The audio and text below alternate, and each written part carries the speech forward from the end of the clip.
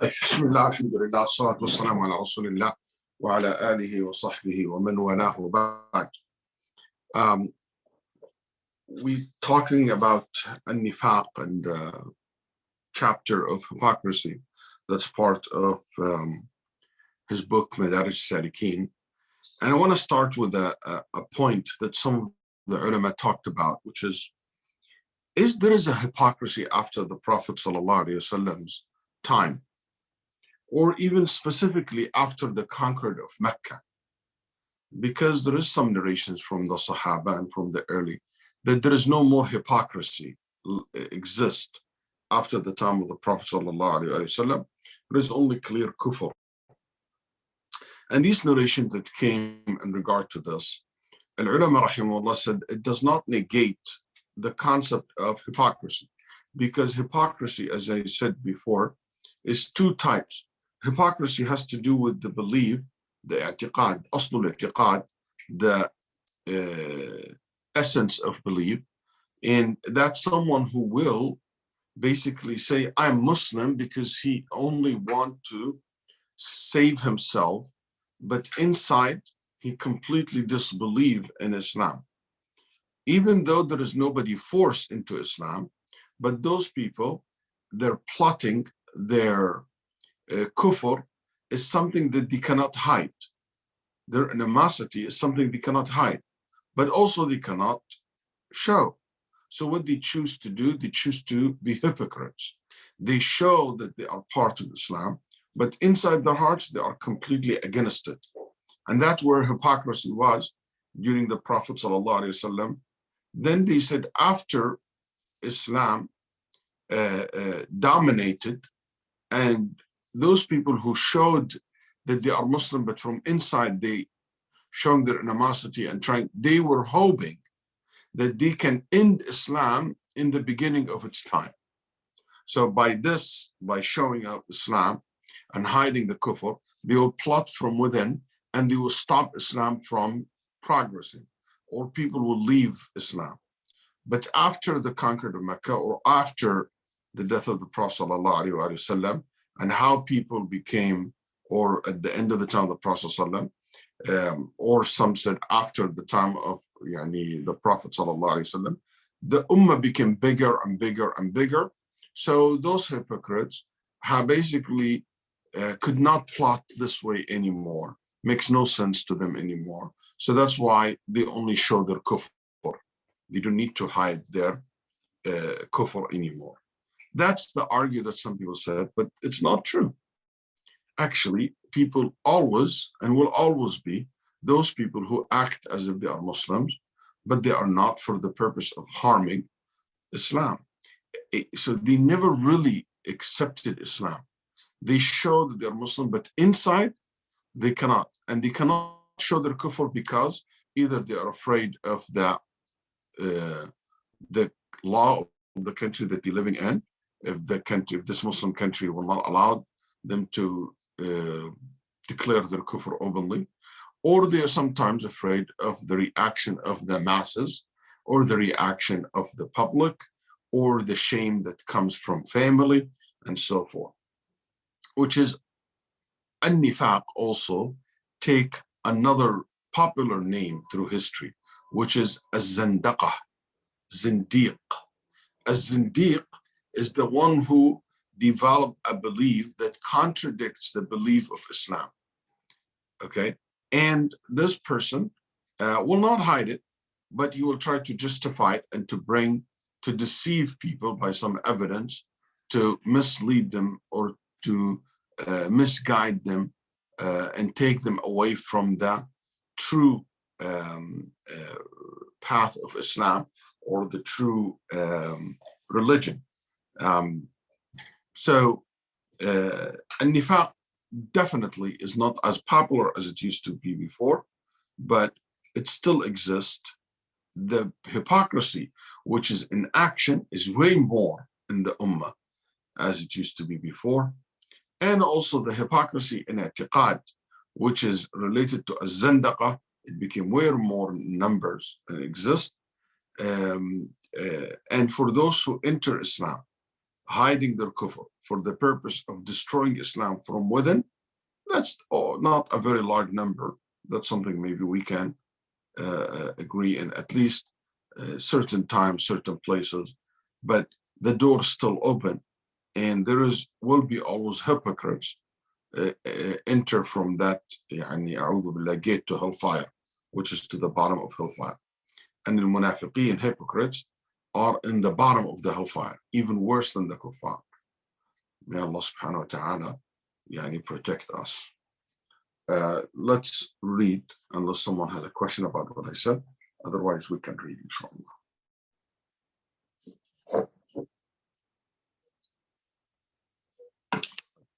Who is my Sarah read last time? Anybody else want to read, or Sarah, she want to continue reading? I said in the chat I'd cover for today. Bismillah. Whoever wants to read, as long as you are clear.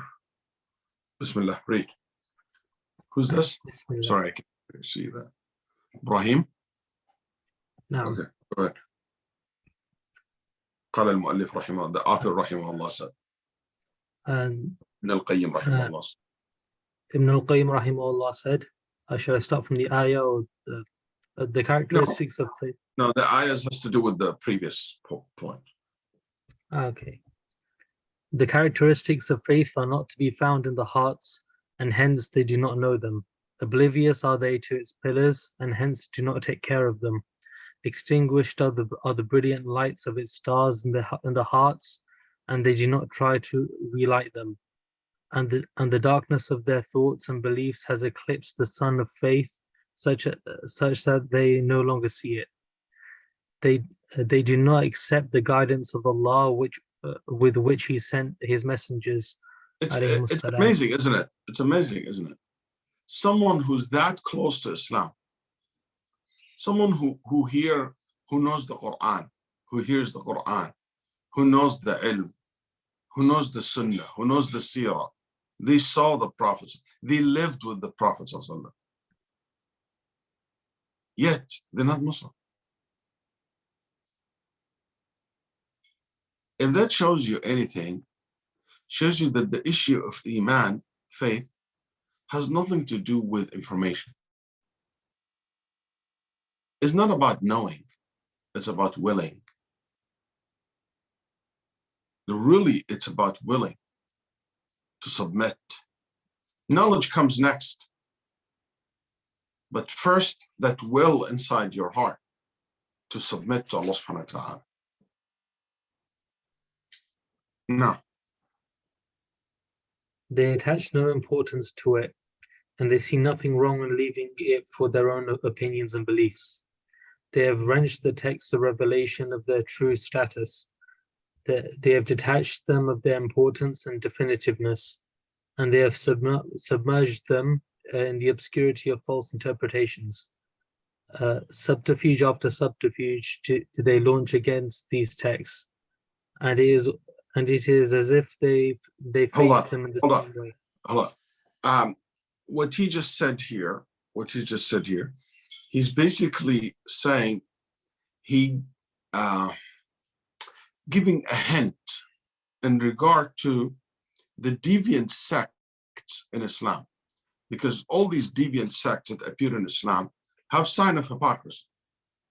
Among the things that these deviant sects have came up with, that they said, al-adillatu al-naqliyah la tufidu al-yaqeen. These textual evidence do not establish certainty in the heart. You can't be certain just based on a hadith or based on a verse. That's why they said in the issue of proving aqidah, it has to be based on al-aql. It's not based on the al-naql, which is al-aql, the intellect, not based on revelation.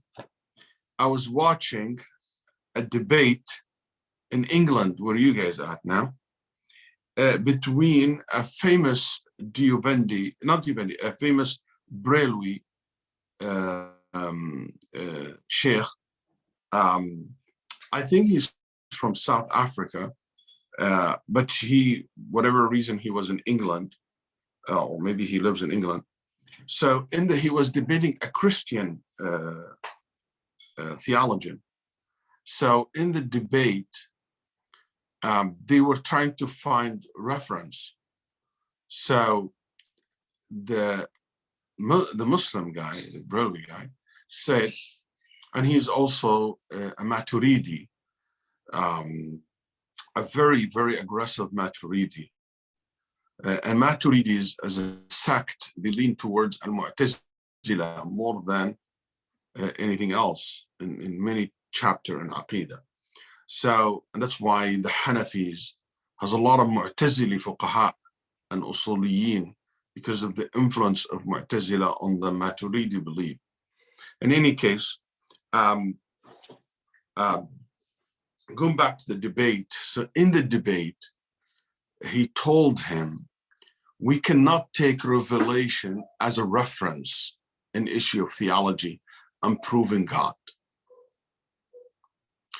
And in the beginning, I thought that this mullah, whatever, or sheikh, he was saying this because he wanted to say, I cannot rely on the authenticity of the Bible as a reference for proving any text, because it's not something that I believe it's accurate. Okay, I thought that's where he's coming from, until he said to him, no, we cannot rely on Quran or any other things. He said, in our belief, our theology taken from intellect, because the theology has to be based on, you have to have yaqeen, certain about, and that cannot be established by textual evidence. It has to be established first by logic. Then after that, you accept it. Then the Christian told him, as for our religion, we don't believe that. We're not gonna put that revelation in a secondary, level. And it was amazing to see this happening in modern days, because that's exactly how all these Ahlul Kalam, the Mu'tazila, the Jahmiyyah, the Ash'ari, the Maturidis, that's exactly what they say in their books. So when Ibn al-Qayyim rahimahullah here giving that hint, he giving hint to those who, among these groups, because they are laysu sawa, they're not on the same level. There are many different darakat, many different levels. But among them who explicitly have said that these textual evidence will not establish any type of yaqeen in the heart. And that's why when he said, azaluha an wilayat al-yaqeen, basically these text evidence, they said it will not be basically they said it will not establish that it is the true in the hearts and the true states. They attach them from the importance and definitivenesses. That's the yaqeen. Then what they did also to this textual evidence, they rejected it. They rejected it by what? By all these false interpretations. And one of the sign of hypocrites that they reject the Sunnah. They reject. You remember when the man said, "Ya Muhammad, this is not fair. That's not how you divide the war booties." And he said, "That's not fair." Do you remember what the Sahaba said? Well, Umar said, "Ya Rasulullah, let me kill him. He's a hypocrite." Because hypocrisy is about rejecting the order of Allah subhanahu wa ta'ala, not submitting to Allah subhanahu wa ta'ala and His Messenger sallallahu alayhi wa sallam. So he said those people have a sign of hypocrisy by rejecting the ahadith of the Prophet sallallahu alayhi wa sallam, but what? By obscurity of false interpretations. So you see that Ibn al-Qayyim in his talk, he gives these hints for those who pay attention to what he means, rahimahullah ta'ala. Also, there is an important thing here. This section filled with a lot of metaphor and figurative speech. So you have to be able to make that connection. So if you don't understand his metaphor, because every metaphor here is so so deep, filled with so many information and meaning. So if anything that you didn't get the point of that metaphor, let me know. Okay. So now he's gonna say they are like what? Go ahead.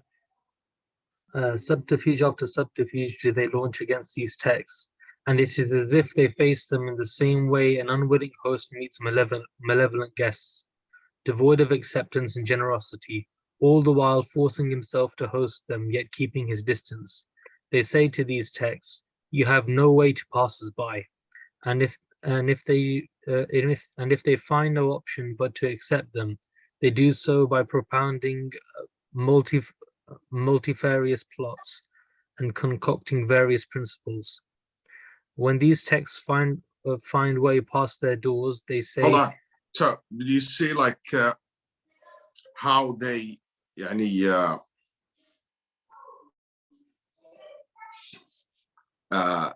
he said it's like the guest when he comes to people who are li'am, stingy and not bad. So stingy and plotter type of guests, hosts, when there's a guest comes to them, they don't close the door in their face. They don't kick it out. If they can, they would. And that's why those people, if they can reject any hadith, they will do. Like the same thing of a stingy miser person will do with his guest.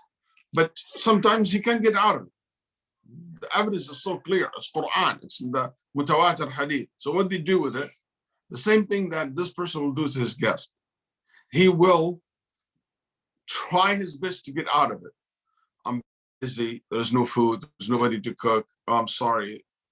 Some maybe a little bit of leftover, and that will treat their guests this way. Versus the generous people that welcome them and they open their home and their kitchen for them. And that's how the person should be. It's a metaphor. That's how you should be with the hadith and the nusus. You open your arm for it, your heart for it. You embrace it fully as you embrace your guest. You get the point that you're trying to say? Yeah, go ahead. When these texts find their way past their doors, they say, what have we to do with their literal meanings? They give us no certainty whatsoever. And the general masses amongst them say, sufficient for us is what we find the latter people sufficient for us is what we find the latter people upon, for they were more knowledgeable than the righteous predecessors, and firmer and more rightly guided in knowing the proofs and evidences. In their view, the way of the Salaf is the way of simplicity and soundness of heart, because they did not busy themselves with investigating and laying out the principles of rhetoric. Instead, they merely devoted themselves to doing the obligatory and leaving the prohibited.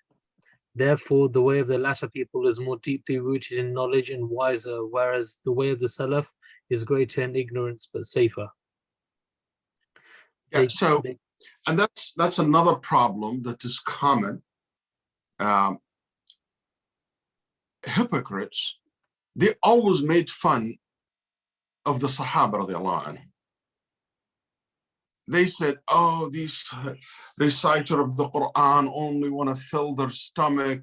They this, they that, they're stupid, they don't know, they are fool. All these talk about the Sahaba. This is so common theme, this, right? When you read the history of the hypocrites in the time of the Prophet sallallahu alaihi wasallam. They this, they are that, they always criticize Sahaba. And he said that's the same thing some of the hypocrites of our days, also they shared with them the same sign, the same characteristic, which is criticizing the Sahaba, making fun of the Sahaba, undermine the Sahaba radiallahu anhum, which is the Salaf, the early generation. And one of the things that you found among Ahlul Kalam, the Ash'ari, the Mu'tazili, the Jahmiyyah, the Maturidi, all these Ahlul Kalam in general, those who took philosophy as a way, wrong philosophy, not the right one, or Greek philosophy as a way of understanding religion and stuff like that. Basically, one of the things that they He said, no. We love the early generations. We love the Salaf. And we believe that the Salaf way of dealing with the Quran and Sunnah and Allah's names and attributes, specifically in this area, are the safest one. Then here they made a worse mistake, which is they did not understand what the early generations believe and madhab was. They thought that the Sahaba radiallahu anhum, when they heard that Allah created Adam with his hand, in their mind, that the Sahabas understood from this that he created Adam with his hand. Yeah, with his hand. Does that mean he has hand? No. He has no hand? No. So he has hand? No. He doesn't have a hand? No. So what hands means? No. What do you mean by no? We don't know what hands means. Is it, because when you hear hand, don't you think of something that handle things? You handle things with? Yes, but that's not what this means here. Okay, when Allah says that he laughed, when the Prophet said that Allah laughed at two people, or laughed at his servants, or he laughed when he see his servants so desperate, did the Sahaba understand that he laughed? No. So they said, no, he doesn't laugh. No. They didn't negate, they didn't affirm. Okay, but the apparent meaning is the laugh, that the basically, we understand laugh. When I say laughing, you don't understand from this word beef. You don't understand car wash. There is the word has a meaning, register meaning in your head. He said, yeah, that register meaning in your head is not meant. So what it means, we don't know. What do you mean we don't know? It's for them hearing the word laughing did not make any sense to them. It didn't make any meaning to them. And they just accepted this way. So when the Prophet told them, and Allah told them in the Quran, that he's above the world. No, he's not above the world. So what did the Sahaba do? These, we don't know. They just kept it this way. So that's what they thought, that this is the safest way. Why safest? Why safest? Because the other choice is to say, already established logically, that Allah cannot be above the world, cannot laugh, cannot have a hand, for reasons that they have. So for them, they said, no, hand means power. No, it means generosity. No, it means ability. No, so these multiple choices, multiple interpretations. Which one Allah meant? They said, you have to have, it's a risky business to say, or a risky for you to say, Allah meant this specific interpretation. Because now you're speaking on behalf of Allah, and you don't have any proof that Allah meant this particular interpretation. So that's why the Salaf were safer, since they did not define which one is the meaning. You got how they understand the Salaf position? As to safer versus, this is safer. But the later generation have more knowledge, because they didn't say we don't know what it means. They said it can mean this, it can mean that. And they brought so many interpretations because their deep understanding and knowledge of the literatures and the Arabic language and the usul, blah, blah, blah. So they said the madhab, the way of the later generations, more knowledge, and it makes more sense, much wiser. Versus the early one, it's only safer. That means you guys making the later generations better than the first one. And how can always safety comes with knowledge and wisdom? So if the later one are more knowledgeable and more wiser, they should be in the most safer. Ignorance does not bring you to safety. So this maqala, this idea, which is so common, is one of the big issues that Ibn al-Qayyim and Ibn Taymiyyah dedicated big portion of their lives and their writing to reject, because it became very popular.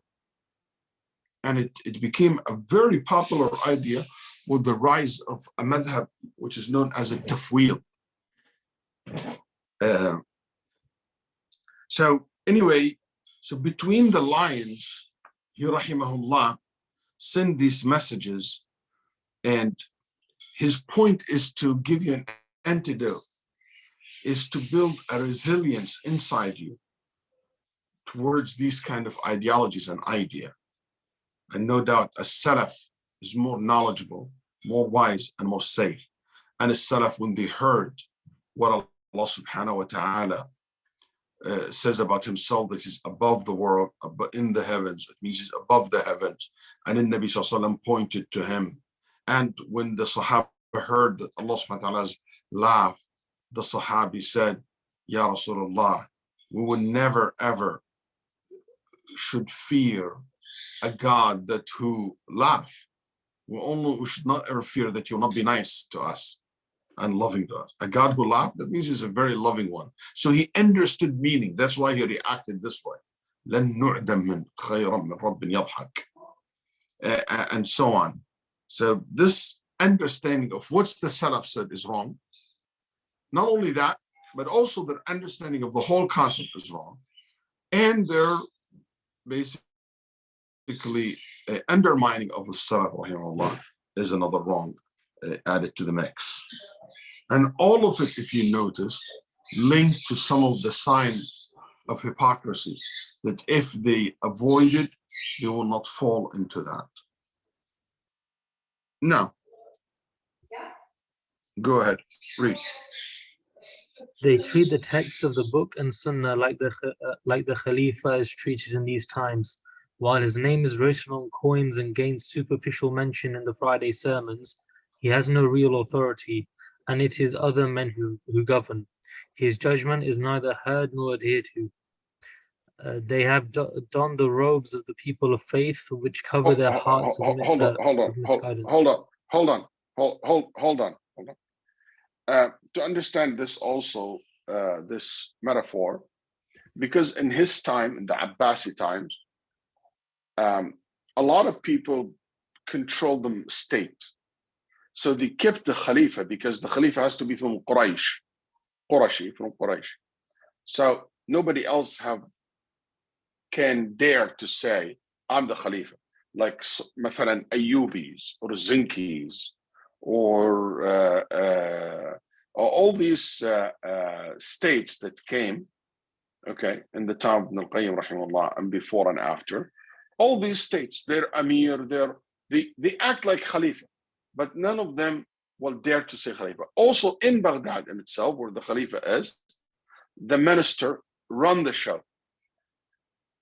In Egypt, the real ruler is the Ayyubis, or in Syria, you know, the Zinkis. They run the show 100%. What's the Khalifa is? The Khalifa only in the Khutbah al-Jumu'ah, they make dua for him. But he doesn't run the country, he has nothing to do with it. It's like you're king, you know, but at least you're king by choice. But the Khalifa in that time is not by choice. It's just by, you know, and in your country you have the king, he doesn't have anything to do with politics, but he has something called prime minister, blah, blah. But no, in Muslim land, it was an entity called Ayyubi state, an entity called the Zinki state, an entity called, you know, the Ubaydi states, Fatimi and Muwahhidin states in Morocco and in India, the Mughal, and you name it, in every part. But all of them still in the Khutbah al-Jumu'ah said, oh Allah, bless the Khalifa of the Muslims. What kind of Khalifa is that? Has no power, has nothing to do. But just a name, it's just a name. He basically, his name on the currency, on the dinar, and his name mentioned Khutbat al-Jumu'ah. But that's it. And they said, this is how the Quran and Sunnah, okay, yeah, like that's what I said, like a British monarch against American. But there's a difference, because in England it's by choice. This guy's not by his choice. He said the same thing in the Quran and the Sunnah. It's just for the barakah, for the reading it. Read Sahih al-Bukhari, read the Quran. But is the Quran and the Sunnah are the real one who they follow and they accept and they follow the dalil? The answer is, unfortunately, no. That's the metaphor. Now, they have donned the robes of the people of faith, which cover their hearts of misguidance, deception, and disbelief. Their tongues are the tongues of Muslims, but their hearts are the hearts of those fighting them. They say, Amanna billahi. Sorry. They said, basically, they said their heart, their tongue is the tongue of the Muslims, but the heart is the heart of the enemy of the Muslims. And we see this in society a lot today. People who say, Assalamu alaikum, mashallah, but their heart is so much hatred toward the Sunnah. Hatred toward, somebody was saying, I hated it when I see muhajjabas, when I see a woman wearing niqab, when I see a woman wearing hijab. I hated when I see these bearded, with short thobes and stuff like that. I just hated it. I can't stand it. That's just show hypocrisy. Yeah, you don't need to recite. I don't know why you and Sarah, I don't want to start this. You just read it. Amanna billahi wal yawmil akhir. Okay, they say, unless you want. They say, Amanna billahi wa bil yawmil akhiri wa ma hum bi mu'minin. We have faith in Allah and the last day, but they are not believers. Their capital is deception and scheming, and their merchandise is lies and treachery, and their intellect is one that is employed just for this world. Believers and disbelievers alike are happy with them, and they live in security amongst them. Ya salam. Ya salam. See what he's saying. He said, I like that. And their intellect is one that employed. What that means to you guys? Their intellect is one that is employed. Does that make any sense to you?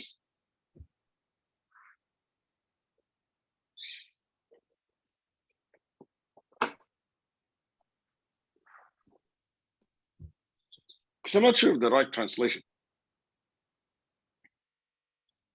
When you hear this, what you understand from it? And their intellect, talk. I cannot read. I don't have my glasses in.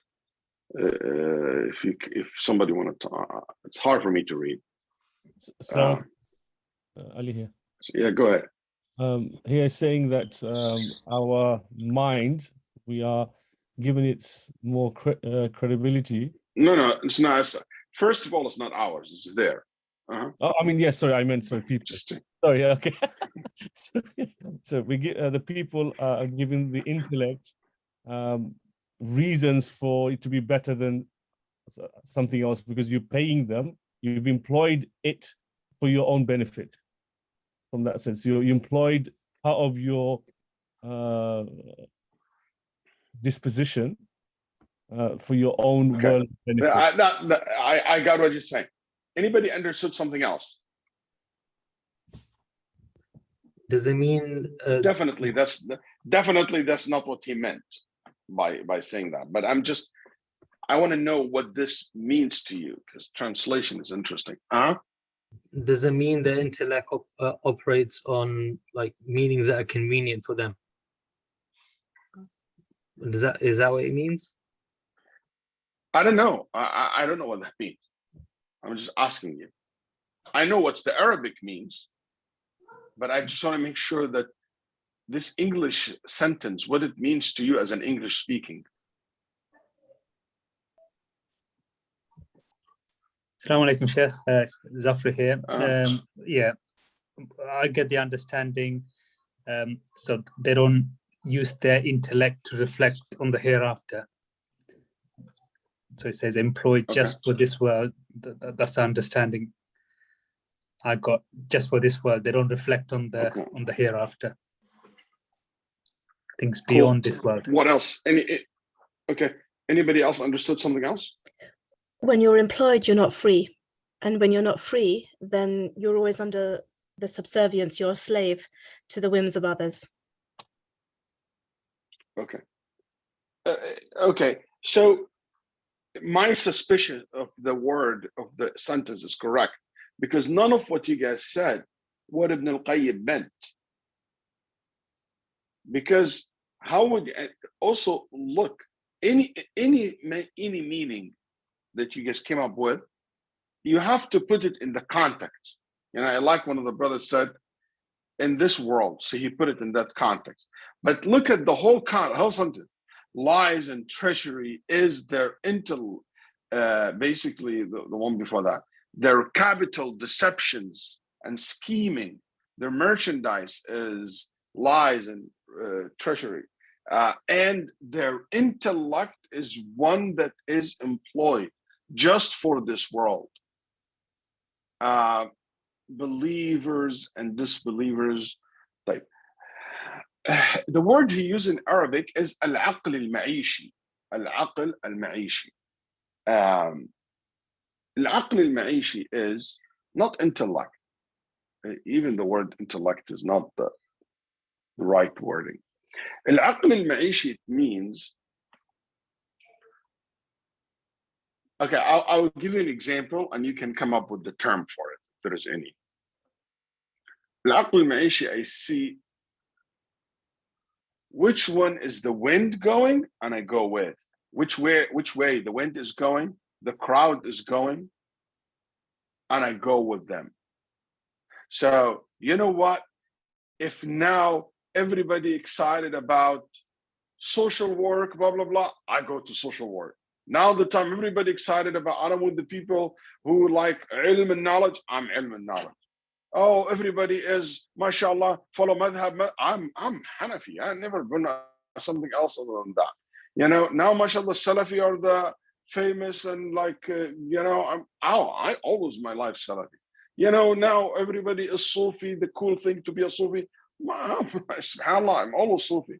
Yeah, basically, whatever gonna make me famous, whatever gonna make me money, whatever gonna make me accepted, whatever gonna make me rise, whatever get me more fan, more followers, that's basically whatever the trend is, you know, I go with, not for the sake of anything else, but to personally benefit from it. That's al-aql al-ma'ish. He ride any wave, any trend that exists, just because he wants to benefit himself. That's al-aql. He thinks about how I benefit myself. Regardless, correct, wrong, right, not right, it doesn't matter. That's why they try always to please the believers because they benefit from it. And they please the disbelievers because they benefit from them. You see? So that's the aql, the ma'ishi. That's the hypocrite. That's how they think. And unfortunately, that exists sometimes in our community. You see some people, some du'at, some activists, some groups, some organizations, they will look at what is popular for the sake of being popular, even if it is fundamentally against what they believe in, and they will go with it. I know people, they intentionally do controversial, not sell out, not necessarily. They will do controversial things just for the sake of publicity. It doesn't matter. People misguided, not misguided, doesn't matter. Also, they might be sell out. Okay, they might sell out themselves to the best, better, to the more beneficial. If it's now a cool thing to talk about anti-extremism and to do some prevention work, you guys have this word popular in England, okay? It is something cool and get me, validated and stuff like that, yes, I'm for it. But when it comes to another time where, prevention work and stuff like that and work against extremism is not a cool thing. It is actually something considered sellout and bad and, and is not popular, I just don't do it.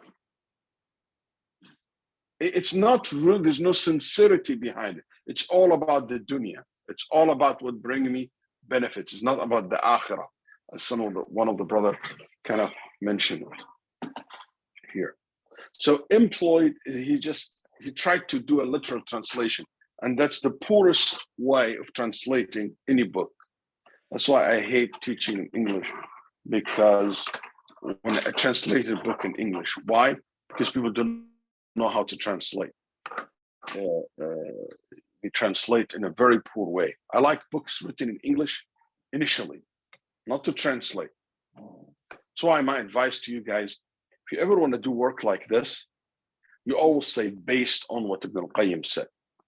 You just write what you wrote in your own way, if you always think, because every language has its own way of saying things. Anyway, go ahead, read. But this is an important character trait that you should be very careful of. يخادعون الله والذين آمنوا وما يخدعون إلا أنفسهم وما يشعرون. They think to deceive Allah and those who believe, but they deceive none save themselves, but they are not aware of it. The disease of desires and doubts has consumed their hearts and destroyed them, and evil objects have permeated their motivations and intentions and corrupted them. Their corruption their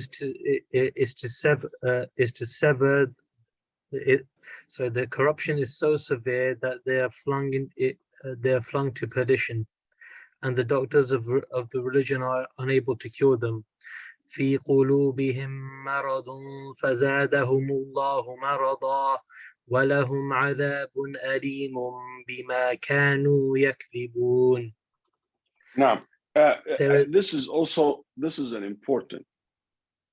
The more we allowed hypocrisy in our life, the faster our hearts die.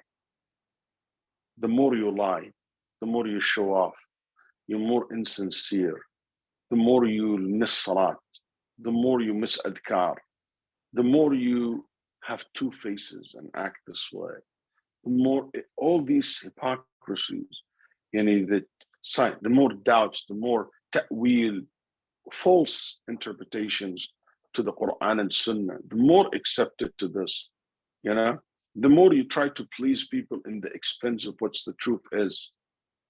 The more you do stuff like this, the more your heart dies. Somebody who works in the area of politics and stuff like that, there's a lot of hypocrisy in politics, unfortunately. Very few people have principles and they come into. And so I asked one of the brothers who work in this area a lot. I always surrounded with people anyway, I asked him, how do you find your heart? He looked at me and with tears, I was surprised by the tears. And he said, Sh.Waleed, he was in DC, in Washington. And with tears coming down, he said, thank you, Sheikh, for this question. Nobody have asked me this question before you. I'm struggling. My heart is very weak. My iman is very weak. Even though I am here doing what I'm doing for the sake of Allah, for the sake of the community, and I say this is, but I'll tell you the truth, Sheikh. It's hard. And I tell him why. Because he allowed this kind of act of, and I didn't use the word hypocrisy, but this act of, two faces and saying things you don't mean it, and lying and promoting false narratives and not being principled persons and many positions that you take, and it's all politics. It make your heart die quickly. So be careful. Listening to music, the Mas'ud said, make that hypocrisy rise and grow in the heart the same way plant grows when you water them. ينبت النفاق في القلب. And what happened? Ibn Mas'ud said, Quran and the love for music fight one another inside your heart. One of them will kick the other one out. So be careful. The hypocrisy and the sign of hypocrisy kills Iman.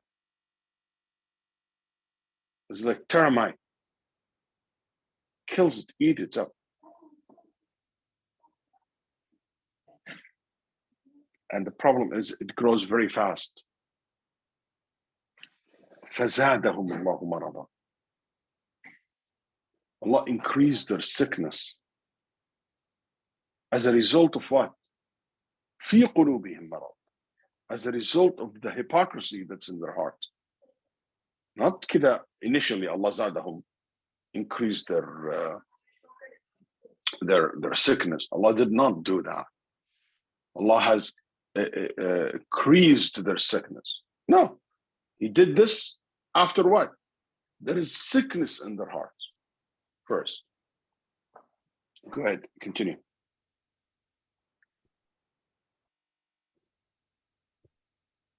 There is a sickness in their hearts, and Allah has increased their sickness.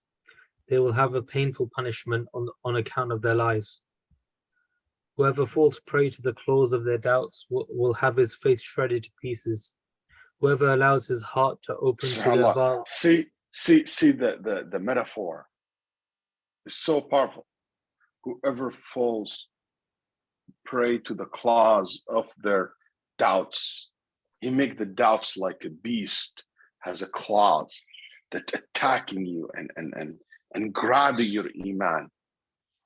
Very powerful. Mm-hmm. Whoever allows his heart to open to their vile tribulations will find himself in a burning furnace. And whoever lends an ear to the deceptions, to their deceptions, will find them coming between him and firm belief. Indeed, the corruption they cause on earth is great, but most people are unaware. It's great because, not necessarily the numbers, but great because of the impact. Losing one believer, losing one faith, corrupting one heart is a great thing. Now, وَإِذَا قِيلَ لَهُمْ لَا تُفْسِدُوا فِي الْأَرْضِ قَالُوا إِنَّمَا نَحْنُ مُصْلِحُونَ أَلَا إِنَّهُمْ هُمُ الْمُفْسِدُونَ وَلَكِنْ لَا يَشْعُرُونَ. When they are told, do not cause corruption on the earth, they say, we are only putting things right. No, indeed, they are the corrupters, but they are not aware of it.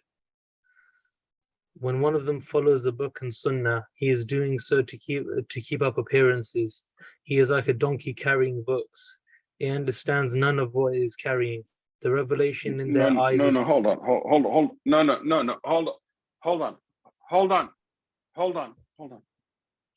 Slow. When one of them follows the book and sunnah, that's a wrong translation. That's not what he said.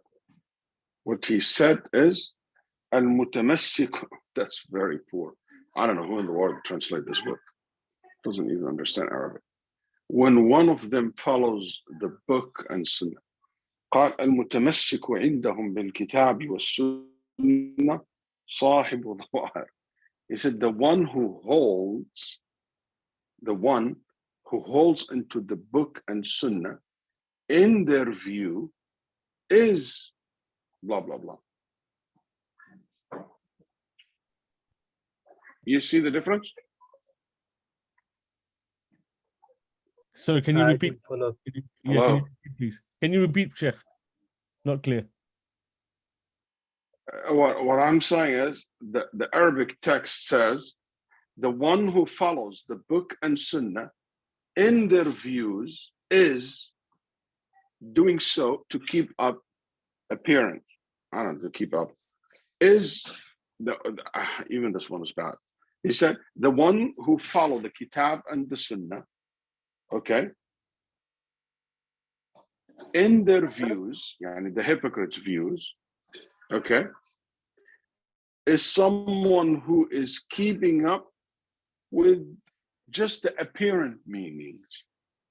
He's like donkey carrying books. You see the difference between I'm saying what is written?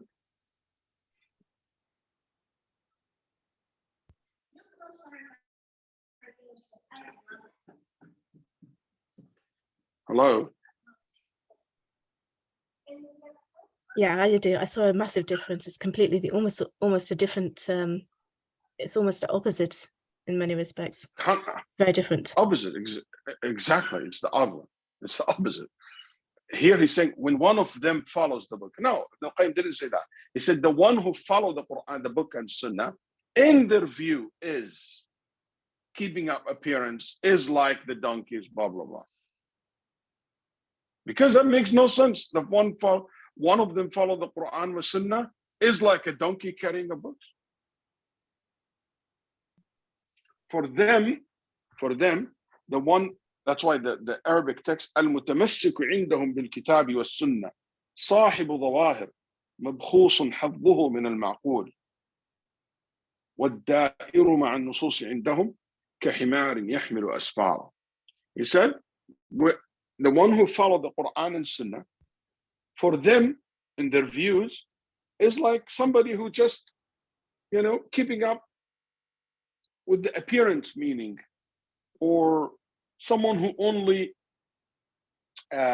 simple-minded, also I can translate that, has no intellect. He doesn't look for the deeper meaning. He only keep up with the apparent meanings, but he doesn't look deep into the text. And the follower of the Quran and the textual evidence, for them, is like the one who carry the donkey who carry books. Mm-hmm. So that's what Ibn al-Qayyim said in the Arabic text. So it's the wrong translation. Go ahead, read. The revelation in their eyes is profitless merchandise, and as such worthless. Those who truly follow it are fools in their eyes. Yeah, because it carry no deeper meaning. It doesn't establish yaqeen in the heart. These textual evidence, when it comes to proving Allah, to proving prophethood, to proving these big things, this textual evidence is not a big deal. Mm-hmm. وَإِذَا قِيلَ لَهُمْ آمِنُوا كَمَا آمَنَ النَّاسُ قَالُوا أَنُؤْمِنُ كَمَا آمَنَ السُّفَهَاءُ أَلَا إِنَّهُمْ هُمُ السُّفَهَاءُ وَلَكِنْ لَا يَعْلَمُونَ. The med, and there is ayat, when you read a book, just two حركة, خلاص. كما آمن السفهاء ألا إنهم هم السفهاء ولكن لا يعلمون. You don't need to do, it's not a tajweed class. So you just do two حركة and that's it. Now, when they are told, believe like the people have believed, they say, what are we to believe like these fools have believed? No, indeed, they are fools, but they do not know it. Each of them has two faces, a face with which he meets the Muslims and a face with which he meets his deviated associates. Each one of them has two tongues, a false tongue with which he meets the Muslims and a true tongue with which which expresses his actual beliefs. And today, subhanAllah, so hold on, today, subhanAllah, social media have exposed the other tongue. And I tell you example.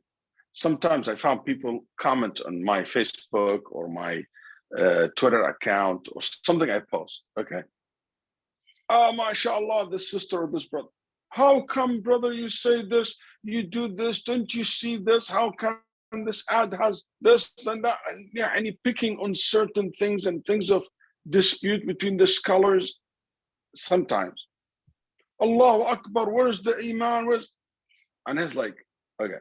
So what I do, I go to this person's Facebook, he's made a comment, or to his account, Twitter account. And astaghfirullah, what you see commenting on me or someone in my, I made a comment, like if this is like this big of a problem, you go look at their profile and you see the balaw, you see the huge problems. And it's okay. And in their own conversation is so far away from the religion. That's a sign of hypocrisy. One of my favorite quotes, one of the Salaf said, don't be a shaitan's enemy in public and be his best friend in secret.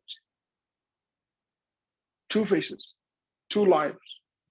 Some people have three, not two.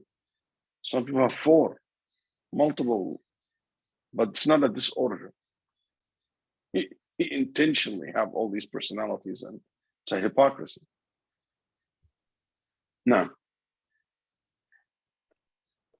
وَإِذَا لَقُوا الَّذِينَ آمَنُوا قَالُوا آمَنَّا وَإِذَا خَلَوْا إِلَى شَيَاطِينِهِمْ قَالُوا إِنَّا مَعَكُمْ إِنَّمَا نَحْنُ مُسْتَهْزِئُونَ. When they meet those who have believed, they say, we have believed. But when they go apart with their devils, they say, we are really with you, or we were only mocking. So don't ever say things. Don't ever have these two tongues. Oh, because I'm invited to this place. Sometimes you cannot say the truth. That's fine. You don't have to say the truth all the time. But you cannot say the falsehood. النبي صلى الله عليه وسلم said, قُلْ خَيْرًا أَوْ لِتَصْمُتْ. Say what is right and good or remain silent.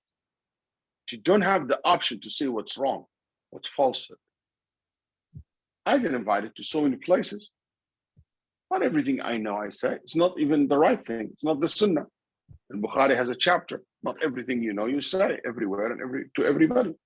It depends on the place. I'm not hypocrite. Because I'm hypocrite if I start saying the falsehood. Because you have some people who have certain level of idiocy, and they think that you have to say everything everywhere. Oh, you were in this place and you not talk about this group, talk about these issues. I don't have to. You can't hold me accountable for that. But I'll be held accountable if I say what's false. Because sometimes you don't say things for a greater maslahah. You don't say the falsehood to mislead people. Yeah. They have turned away. They have turned away. Yeah, go ahead.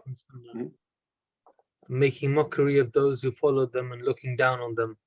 They refuse to submit to the revelation, making do with what. We'll stop here because it's 4:10 or 9:10 for you guys. I don't want you to be upset with me. Inshallah ta'ala. I'll open the floor for questions, comments. Bismillah.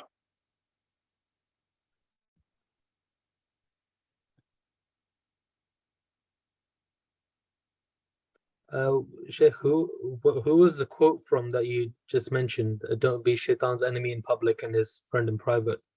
I don't remember.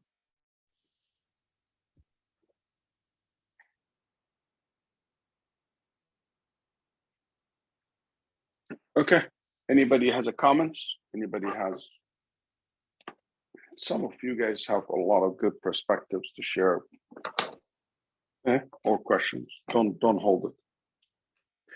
طيب. جزاكم الله خيرا.